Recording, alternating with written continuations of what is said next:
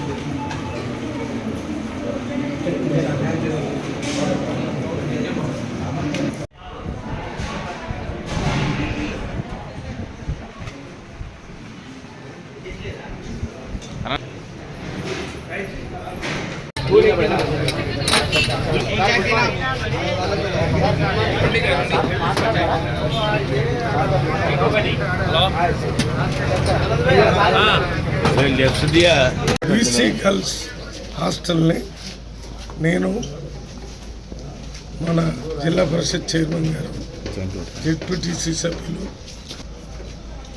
అందరం ఈరోజు హాస్టల్లో వచ్చి చూడటం జరిగింది. ఉదయమే బ్రేక్ఫాస్ట్ టైంకి వచ్చాము. కిచిడి ఇవాళ పిల్లలందరికీ పెట్టారు. వారితో పాటు మేమంతా కిచిడి తినటం జరిగింది. వాష్రూమ్స్కి కొన్ని రిపేర్స్ కావాలని చెప్పారు. కమిషనర్ బీసీ వెల్ఫేర్తో ఇప్పుడే మాట్లాడాను. వారి త్వరలోనే బడ్జెట్ కొంత శాంక్షన్ చేస్తున్నారు. ఈసారి వచ్చేవరకు ఇక్కడ వాష్రూమ్స్ టాయిలెట్స్ మంచిగా జరుగుతాయని నేను అనుకుంటున్నాను.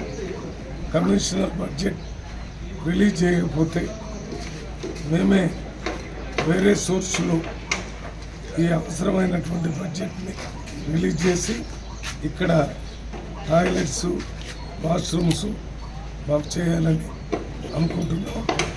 కమిషన్తో మాట్లాడేటప్పుడు రాష్ట్రంలో ఉన్న అన్ని బీసీ హాస్టల్స్లో వాష్రూమ్లు అదే రకంగా టాయిలెట్స్ ఇవి సరిగా లేకపోతే పిల్లల ఆరోగ్యం బాగుండదు.